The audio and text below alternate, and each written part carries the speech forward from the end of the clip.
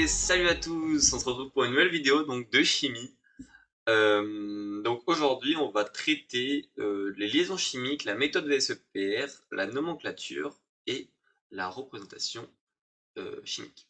Donc ça va être un cours, c'est des cours, enfin c'est des parties de cours relativement simples en réalité, qui tombent tout le temps à l'examen. C'est tout le temps la même logique à l'examen et ça va être vraiment de la répétition de QCM, donc il va falloir s'entraîner sur des QCM.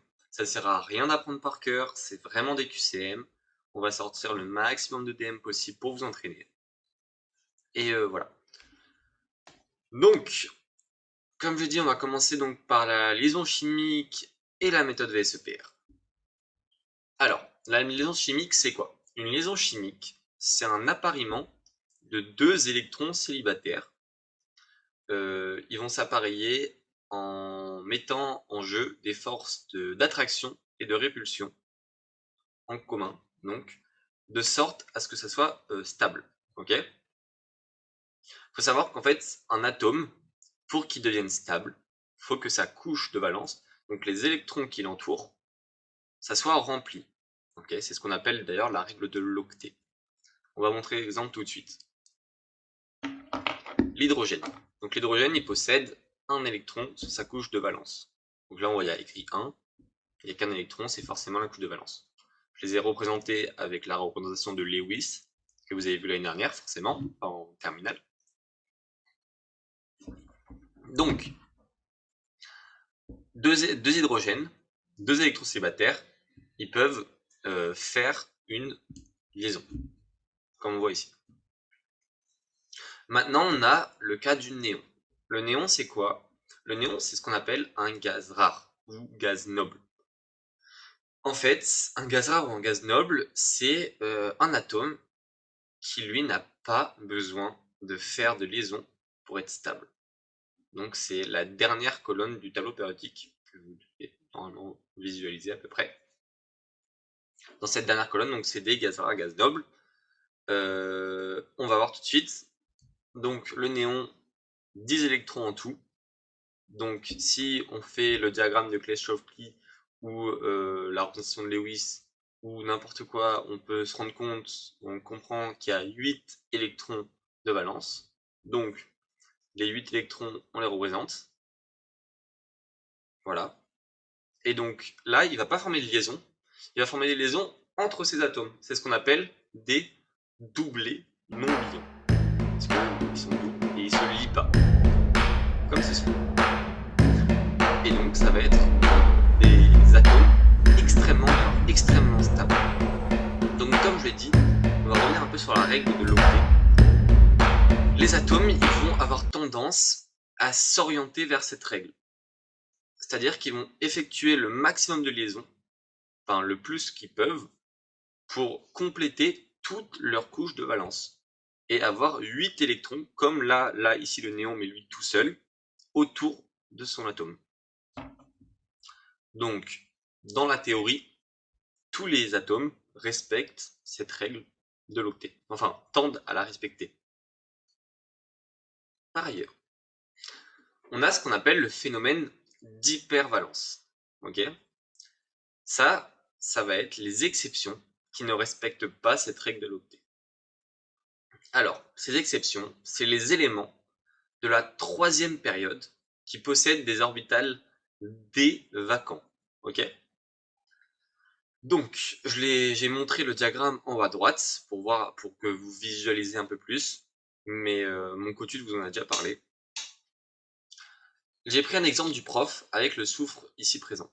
Donc on voit que le soufre, il peut avoir deux doublés non liants et deux liaisons simples. Deux doublés non liants et deux électrons célibataires, pardon. Alors, ces électrons célibataires, donc, ils peuvent former deux liaisons. Et en fait, on voit qu'il va y avoir ce phénomène d'hypervalence qui va pousser ces doublés non liants à se casser et à effectuer une liaison deux liaisons du coup par doublé non liant. Donc là, on voit que le soufre, ici, il effectue 6 liaisons. Donc 6 fois 2, 12. Donc en fait, le soufre, ici, possède 12 électrons de valence. Alors je vous rassure, le phénomène d'hypervalence, c'est une notion en fait que le prof il aborde très très vite, très rapidement. Il s'attarde pas dessus. Là, l'examen, il fait, enfin voilà, ça tombe pas souvent. On va pas dire jamais, mais ça tombe pas souvent. Moi, je m'attarderai pas dessus. Je vous ferai de temps en temps des petits rappels pour pas non plus que vous l'oubliez, mais c'est pas une notion très très importante. On va maintenant passer à la théorie VSEPR. Alors, la théorie VSEPR, par contre, ça tombe. Ça, c'est le truc, c'est l'incontournable de la chimie, clairement. C'est le truc qu'il faut savoir, c'est encore de l'entraînement par QCM pour l'apprendre, il n'y a pas besoin d'apprendre tout ça par cœur. Sauf un tableau qu'on verra à la fin, et encore, c'est encore un truc, plus tu t'entraînes, plus tu le sais. Alors, la théorie VSEPR, c'est quoi? C'est ce qui va permettre de prédire la structure tridimensionnelle de la molécule. Ok. Donc, on l'écrit comment? On l'écrit AXMEN. Attention, j'insiste dessus, parce que c'est tombé l'année dernière avec l'ancien professeur de chimie pour les PACES. Donc, A, il représente l'atome central. Ok? X va représenter les liaisons qu'effectue cet atome. M représente le nombre de liaisons qu'effectue l'atome. Donc attention, M c'est le nombre et X c'est les liaisons. Okay. Ensuite, E représente les doublés non liants et N le nombre de doublés non liants. Donc pourquoi je fais c'est j'insiste juste sur le nombre et juste les doublés non liants. C'est ce qui est tombé à l'examen pour les PACES l'année dernière. Donc j'insiste vraiment là-dessus. Ne confondez pas E qui représente juste les doublés non liants et N qui va représenter le nombre de doublés non liants. Ok. On va prendre l'exemple donc de l'H2O, l'eau. Alors, dans l'H2O, on a de l'oxygène et de l'hydrogène. J'ai représenté donc avec le diagramme de Kleshov-Cli la couche de valence de chaque atome. Donc on peut voir qu'il a deux doublés non liants, qu'on représente comme ça, et deux électrons célibataires oxygène. L'hydrogène, on l'a vu tout à l'heure, juste un électron célibataire, rien de plus simple. Donc l'H2O, c'est quoi? L'H2O, c'est un O, donc un oxygène, et deux H. Ok, on les a ici, oxygène, je regarde la caméra, et hydrogène. Ok, en fait, on va effectuer des liaisons. Donc, on remet la représentation de Lewis pour rendre ça plus simple.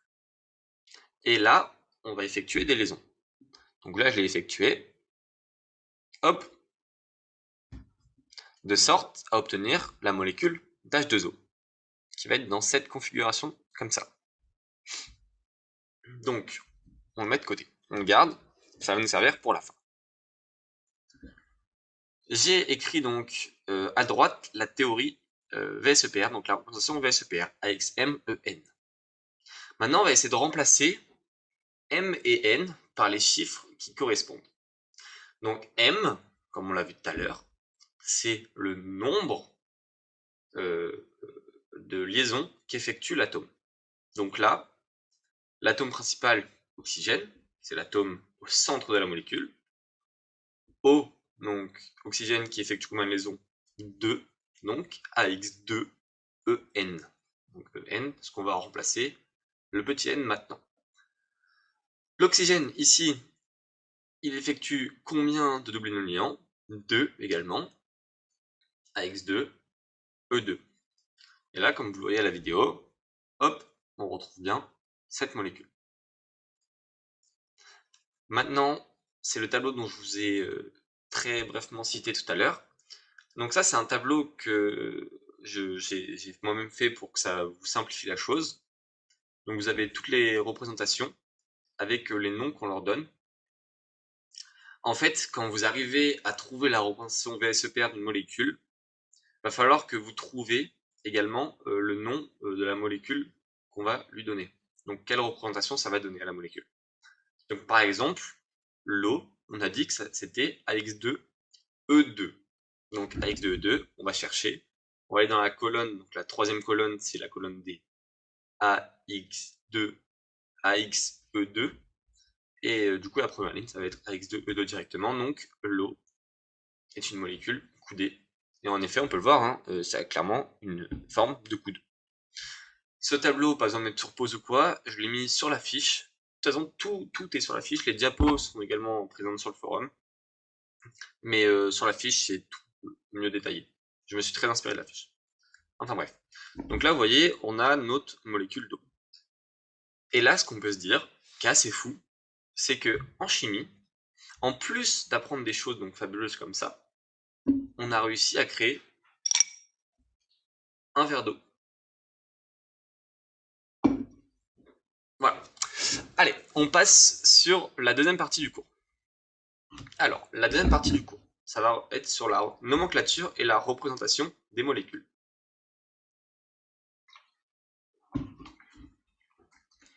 Donc, dans un premier temps, la nomenclature. Donc, on a la structure du carbone. On a en haut le nombre de masses, 12. Il représente donc le nombre de nucléons. Et le numéro atomique, 6, et représente le nombre de protons. Si on veut trouver le nombre d'électrons, on va soustraire le nombre de nucléons par le nombre de protons. Donc 12 moins 6, 6, 6. Ok, donc toujours dans la partie de la structure du carbone. Le carbone, en théorie, c'est normalement, dans le diagramme de Clay-Shofley, si on va essayer de le représenter, on va obtenir ça. Donc on voit que la couche S est blindée, donc on ne peut rien mettre dedans. Et la couche P, on a un doublet non liant et deux électrons célibataires. Donc ça nous donne ce qu'on voit ici. Et c'est bizarre parce qu'en général, on est tous d'accord qu'un carbone, ça effectue 4 liaisons. On l'a toujours appris ça comme ça. Pourquoi? En fait, parce que le carbone, il va faire ce qu'on appelle une hybridation. Une hybridation, c'est quoi? C'est que le doublet non liant, il va se casser et donner deux électrons célibataires. Donc, en théorie, ce qu'on a vu tout à l'heure, c'est ce qu'on appelait une valence primaire. Donc, c'est ce qu'on normalement. Et là, ça va donner une valence secondaire. Donc, en fait, et ça c'est très important pour les QCM, parce que ça tombe relativement souvent, le carbone, quand il effectue 4 liaisons, donc le carbone que tout le monde connaît, qu'on connaît tous, il est en valence secondaire et non en valence primaire. Retenez ça, c'est super important.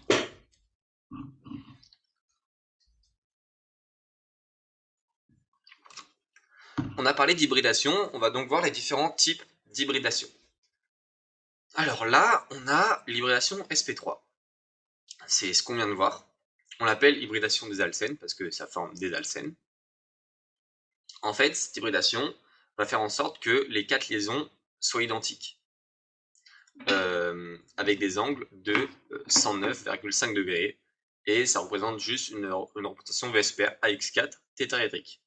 Si vous n'avez pas compris pourquoi c'était VSEPR AX4 tétraédrique, je vous conseille donc de retourner au début du cours et de regarder en fonction du tableau tout ça. Essayez de le faire vous-même, c'est le mieux. Okay. L'hybridation sp2, donc ça c'est l'hybridation des alcanes. Ça va donc créer une double liaison ainsi que deux liaisons simples. Alcane, c'est double liaison. Donc là, cette fois, c'est VSEPR AX3 et trigonale avec des angles de 120 degrés. Hybridation sp, donc là, c'est l'hybridation des alcynes. Alcyne, c'est triple liaison. Donc ça va donner quoi? Une triple liaison et une liaison simple. Avec une VSEPR AX2 linéaire cette fois-ci. Et donc l'angle est logique de 180 degrés. C'est linéaire, quoi.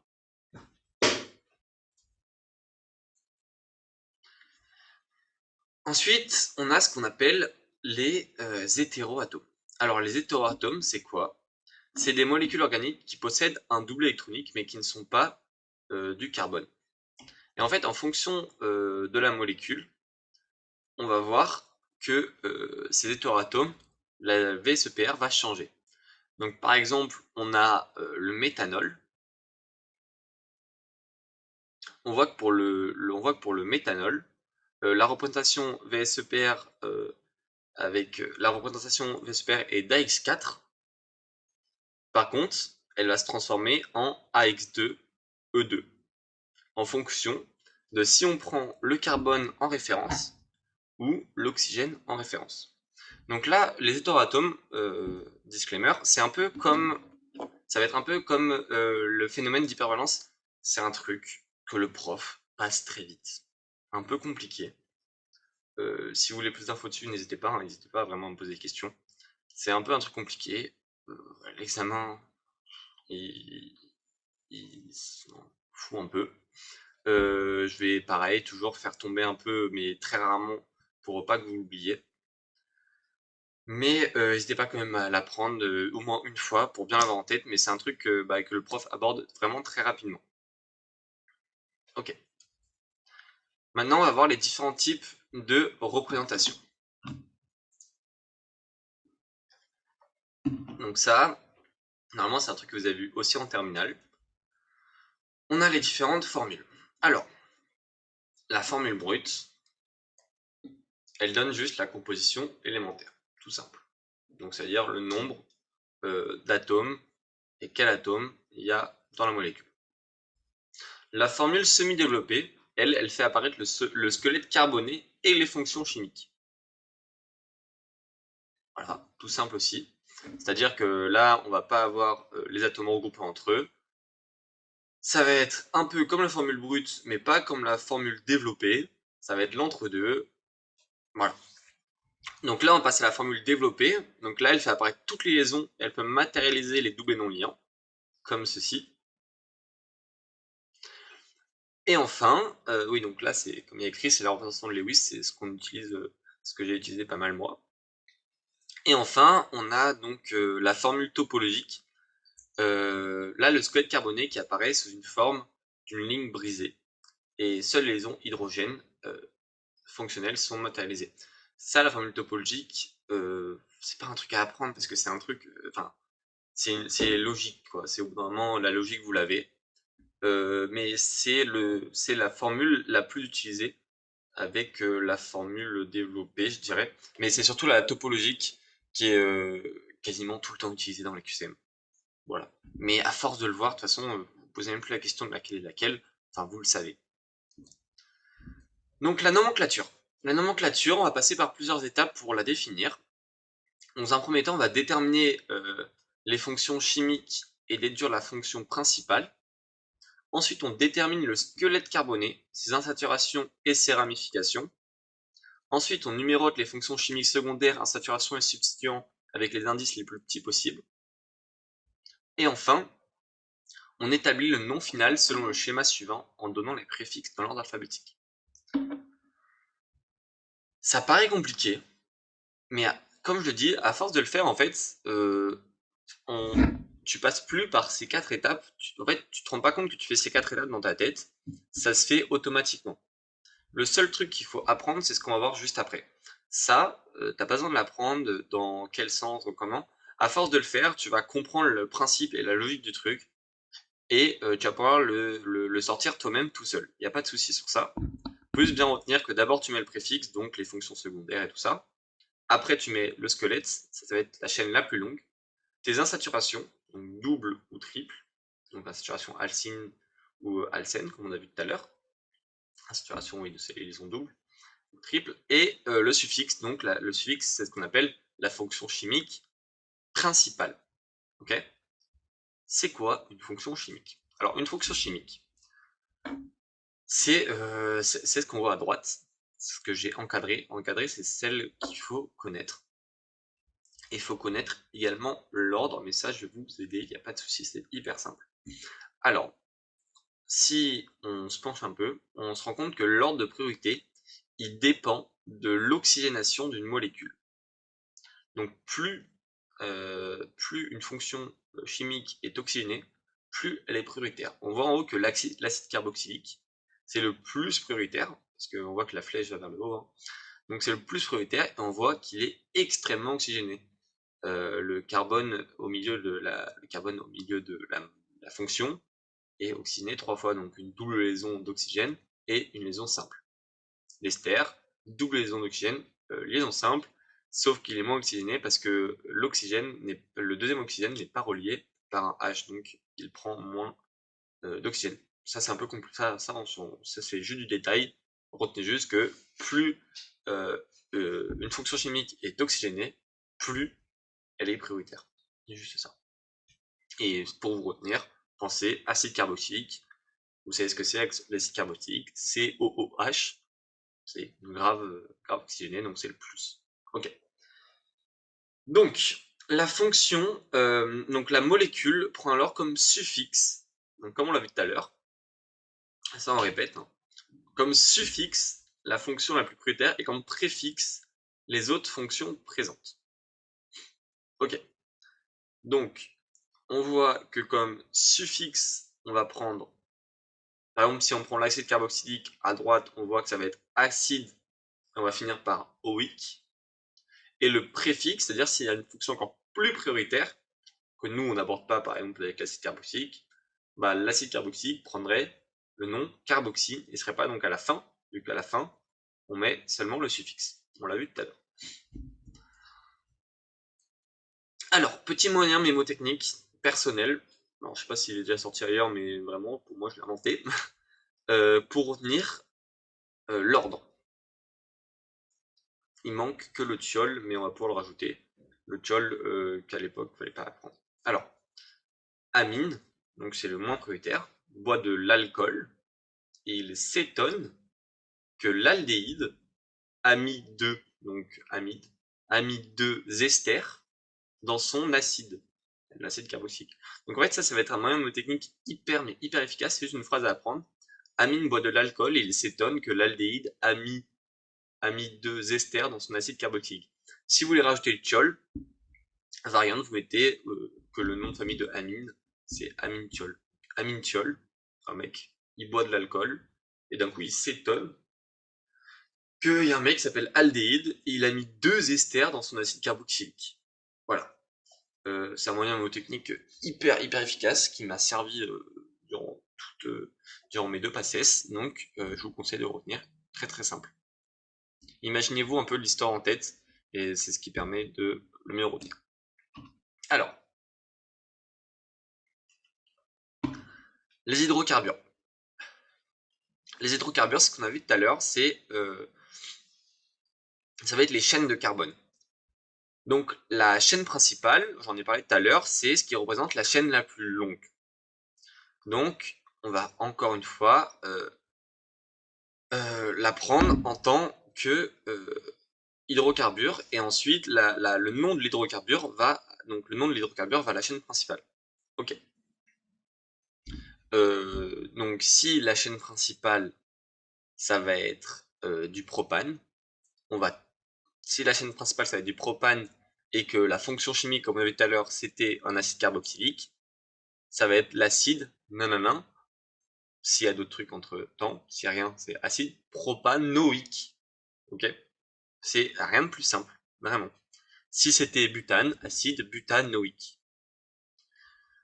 Si la chaîne la plus longue, c'était pas le propane, c'était le butane, mais il y avait quand même un propane à côté, ça serait l'acide propyle butanoïque. On voit qu'on a mis le préfixe parce que c'était plus le propane en fonction principale. Je refais un exemple de tête comme ça. Si je garde toujours avec l'acide carboxylique parce que c'est le plus simple à comprendre et au moins ça vous fait retenir que c'est la fonction la plus forte. Il faut vraiment retenir l'acide carboxylique, c'est la fonction la plus forte, personne ne peut la battre. L'éthane est dans la molécule, donc en première, et on a un pentane qui va rejoindre l'acide carboxylique. Donc on va avoir l'acide éthane, non, acide éthyle pentanoïque. Voilà. Attention, ne vous trompez pas comme moi. Donc acide éthyle pentanoïque. Voilà. Ensuite, on a parlé tout à l'heure des hybridations. Donc les hybridations, ça va être en fait des insaturations. Des insaturations, ça va créer des insaturations. Des insaturations, c'est quoi? C'est des doublés, des doubles ou des triples liaisons. Donc c'est double, c'est triple liaison. Une double liaison, tout à l'heure, on a vu que l'hybridation sp2, ça s'appelait hybridation des alcènes. Pourquoi? Parce que ça va créer une double liaison, et une double liaison, c'est ce qu'on appelle un alcène. Ensuite, on a la triple liaison. Tout à l'heure, on a vu hybridation des alcynes, parce que une triple liaison, c'est un alcyne. Donc voilà, ça c'est simple, faut juste retenir ça. Petite attention, par contre, la liaison double, elle est prioritaire sur la liaison triple. Alors, à titre personnel, je sais pas pourquoi, j'ai à chaque fois, durant ma première année, dans ma logique, c'était pas logique, je sais pas pourquoi. Donc c'est pour ça que je le précise bien. La liaison double est toujours prioritaire sur la liaison triple. Moi, j'ai toujours, enfin, quand on m'a appris ça, j'étais pas d'accord. Non, non, c'est la liaison triple. Alors qu'il faut faire attention. Ensuite, on a le classement des atomes. Donc, le classement des atomes, on va commencer par le carbone. Alors, le carbone, c'est très simple. Si un carbone n'est lié à aucun autre atome, on l'appelle le carbone nulaire. Alors, en examen, je n'ai jamais vu le prof parler de carbone nulaire, mais il faut le savoir parce qu'il le dit dans son cours. S'il est lié à un autre carbone, c'est un carbone primaire. Deux autres carbones, carbone secondaire. Trois autres carbones, carbone tertiaire. Quatre autres carbones, carbone quaternaire. Peut être lié à plus que ça. Ok. L'amine, attention, pas l'amide, mais bien l'amine, c'est la même règle que le carbone. S'il est lié à un seul carbone, c'est un amine primaire. À deux carbones, c'est un amine secondaire. À trois carbones, c'est un amine tertiaire. Enfin, on a les halogènes et les alcools. Eux, faut faire attention. Petite variante, ils prennent la classe du carbone qui vont les porter.